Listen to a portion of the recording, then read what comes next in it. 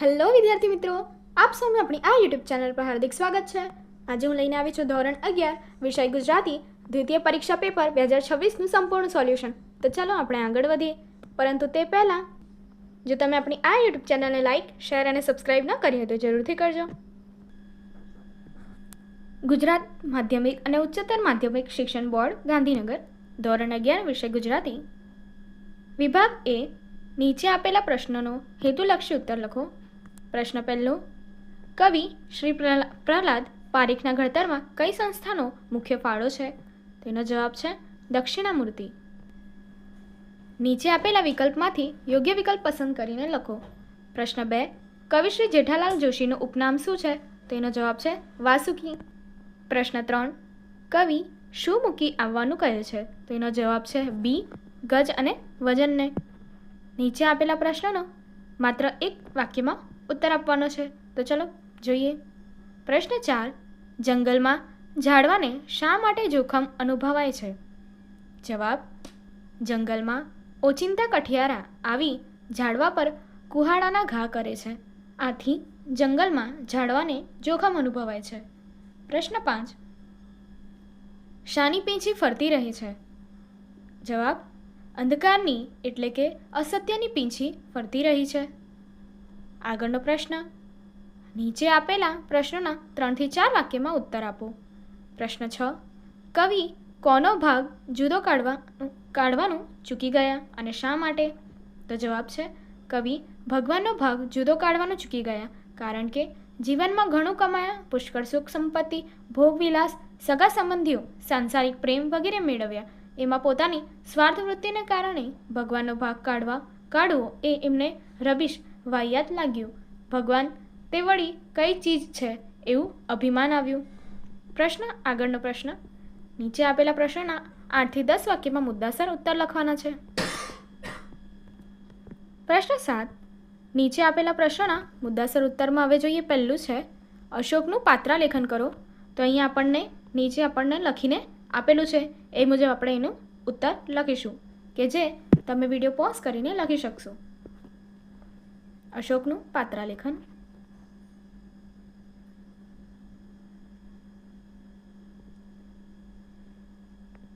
હવે તેના અથવામાં પ્રશ્ન 7ના અથવામાં બીજો પ્રશ્ન જે આપેલો છે એ છે ચક્રવાક મિથુન ખંડકાવ્યના અંત વિશે લખો, કે જે આપણો અથવામાં આપેલો પ્રશ્ન છે, જે પણ અહીંયા આપણને નીચે લખીને દર્શાવેલો છે, જે તમે વિડીયો પોઝ કરીને લખી શકશો।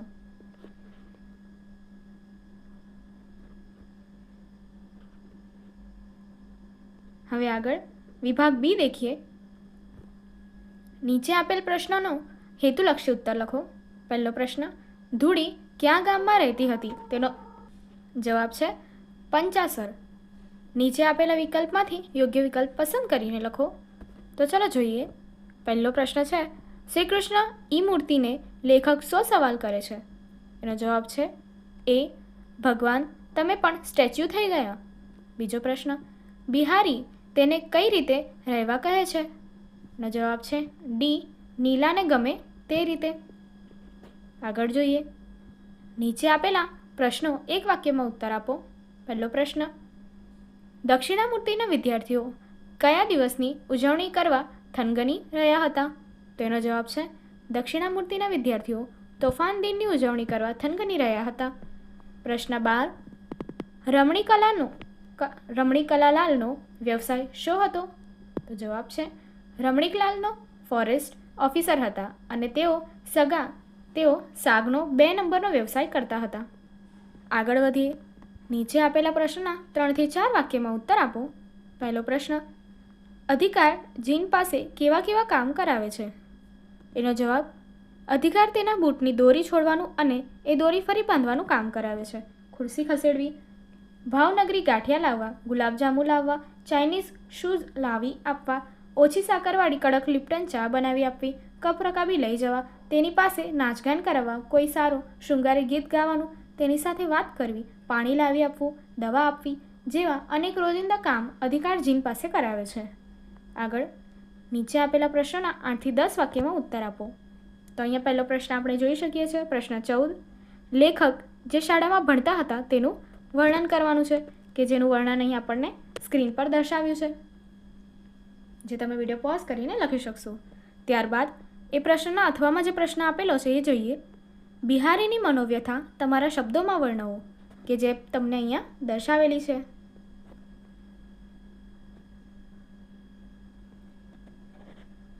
હવે આગળ વિભાગ સી જોઈએ. નીચે આપેલા સમાનાર્થી શબ્દો સામસામે શોધીને લખવાના છે. તો અહીંયા 15, 16 અને 17માં આપેલા શબ્દો જોઈએ. પહેલું છે રાજા, તો એની માટે રાય અને ભૂપ.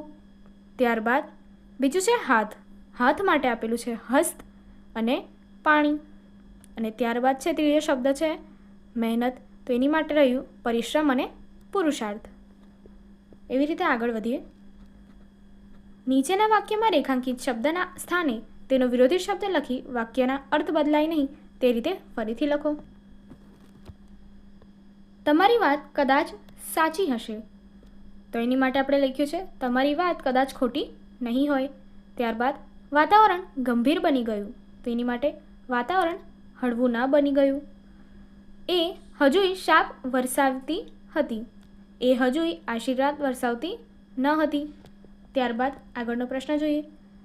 નીચે આપેલ શબ્દો માટે યોગ્ય શબ્દ સમૂહ લખો. પહેલું છે ઢોરને પાણી પીવાનો કૂવા પાસેનો કુંડ, તો એને શું કહેવાશે? હવાડો. ત્યારબાદ કોંચ પક્ષી યુગલનો વધ, કોંચવધ. ત્રીજો મુસ્લિમ ધર્મનો મુખ્ય ગ્રંથ કુરાન. હવે આગળ જોઈએ. નીચેના તળપદા શબ્દોના શિષ્ટ રૂપ આપો. મહેનત એની માટે છે મહેનત અને આલે એની માટે છે આપે. ત્યારબાદ નીચે આપેલા શબ્દોની જોડણી સુધારીને ફરીથી લખો. તો અહીંયા આપણને જે જોડણી આપી છે એની માટે સાચી જોડણી સ્વાળપણ અને બીજા શબ્દ માટે તિજોરી. આગળ નીચે આપેલા અનેકાર્થી શબ્દોનો અર્થભેદ લખો. તો અહીંયા પહેલો આપ્યો છે જુઓ, એનો અર્થ થાય છે દેખો. અને બીજો શબ્દ જે આપ્યો છે જુઓ એની માટે છે એ બહુવચન છે અને એનું મતલબ એક જીવડું અથવા તો તેનું બહુવચન. તકદીર, તકદીર એટલે કે અહીંયા આપ્યો છે પહેલી તકદીર માટે નસીબ અને બીજું છે તકસીર, એની માટે આપ્યું છે ભૂલ. ત્યારબાદ તદબીર, તેની માટે આપ્યું છે યુક્તિ. આગળનો પ્રશ્ન. નીચે આપેલ રૂઢિપ્રયોગનો અર્થ આપી વાક્યમાં પ્રયોગ કરો. તો ચાલો જોઈએ. આંખના આંસુ લૂછવા, તેનો અર્થ થાય છે દિલાસો આપવો, સાંત્વન કરવું. અને એનું વાક્ય છે માએ પરીક્ષામાં નાપાસ થતાં રડતી જ્યોતિની આંખના આંસુ લૂછ્યા. અને એના અથવામાં આપણને આપ્યું છે અંગ જલાઈ જવું. એના અથવાનો જે પ્રશ્ન આપ્યો છે રૂઢિપ્રયોગ એ છે અંગ જલાઈ જવું. તેનો અર્થ થાય છે અંગ જકડાઈ જવું, અંગ નિશ્ચેતન થઈ જવું. વાક્ય છે સાંધાના દુખાવામાં દર્દીના બધા અંગો જલાઈ ગયા. આગળ વધીએ. નીચે આપેલા પ્રશ્નોના કૌંસમાં દર્શાવેલ સૂચના મુજબ ઉત્તર લખવાના છે. પહેલું જીન નાચ્યા કરે છે, એને શું કીધું છે? વિભક્તિ ઓળખાવો. તો એનો જવાબ છે જીન પ્રથમ વિભક્તિ છે, શૂન્ય પ્રત્યય. બીજું હું છેક કલકત્તા શૂઝની દુકાનમાં પહોંચ્યો, કર્મણી વાક્ય બનાવવા કહ્યું છે. મારાથી છેક કલકત્તા શૂઝની દુકાનમાં પહોંચાયું. ત્યારબાદ જીન નાચ્ય કરે છે, વિભક્તિ પ્રકાર ઓળખાવો. તો જીન પ્રથમ વિભક્તિ છે અને શૂન્ય પ્રત્યય છે. અને ત્યારબાદ છેલ્લે જનૂન સાથે સમગ્ર શક્તિથી ડાબો હાથ ઉચકે છે અને અટકી જાય છે. સંયોજક મૂકો. જનૂન સાથે સમગ્ર શક્તિથી ડાબો હાથ ઉચકે છે અને અટકી જાય છે.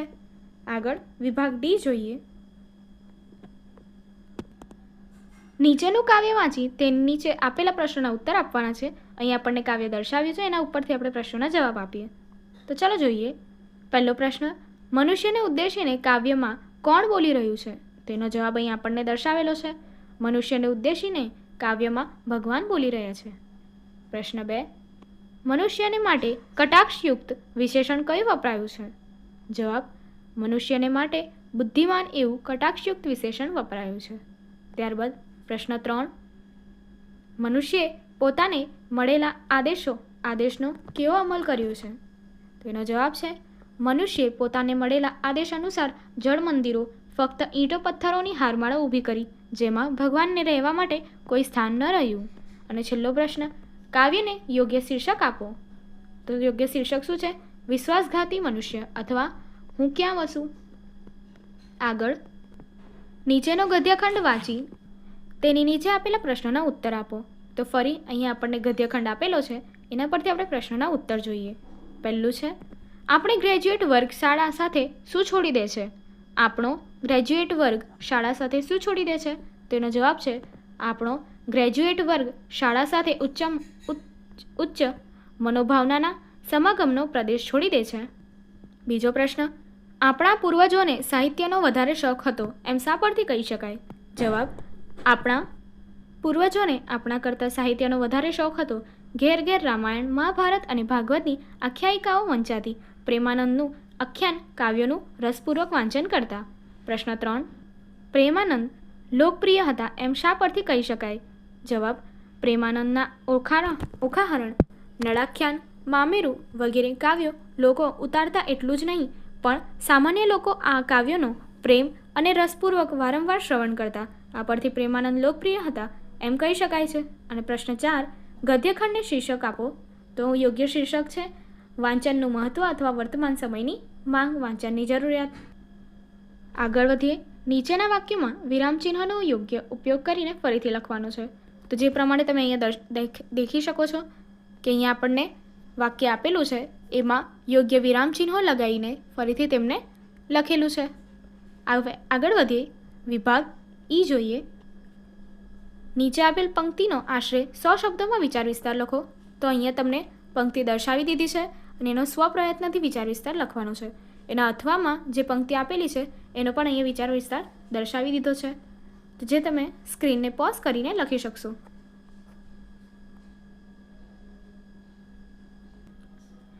પ્રશ્ન 45, નીચે આપેલા વિષયોમાંથી કોઈ એક વિષય પર 200 શબ્દોમાં નિબંધ લખવાનો છે.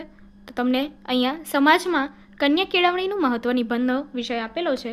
અહીં તમને એના મુજબના મુદ્દા આપેલા છે અને અહીંયા તમને નિબંધ દર્શાવેલો છે કે જે અહીંયા આપેલો છે, જે તમે સ્ક્રીન પોઝ કરીને જોઈ શકશો અને લખી શકો છો.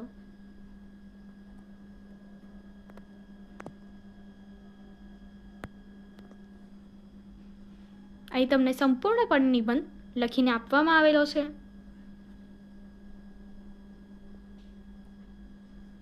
હવે એના અથવામાં જે કંઈ બી નિબંધો આપેલા છે એ તમે અહીંયા દેખી શકો છો. અથવામાં આપેલો નિબંધ શ્રમનું ગૌરવ છે, જેની માટેના મુદ્દા તમને અહીં આપેલા છે અને એનો નિબંધ પણ અહીંયા તમને સ્ક્રીન પર દર્શાવવામાં આવેલો છે.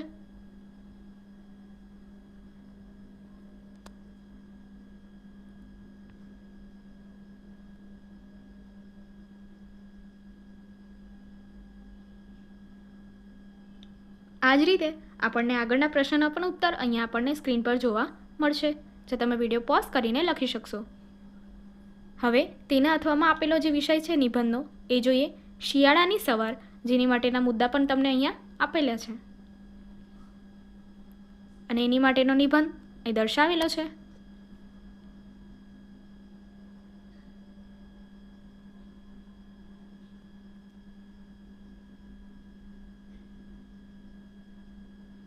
આ જ રીતે આગળની એક્ટિવિટી જોવા માટે અહીં આપેલી એન્ડ સ્ક્રીન પર ક્લિક કરો. Thank you.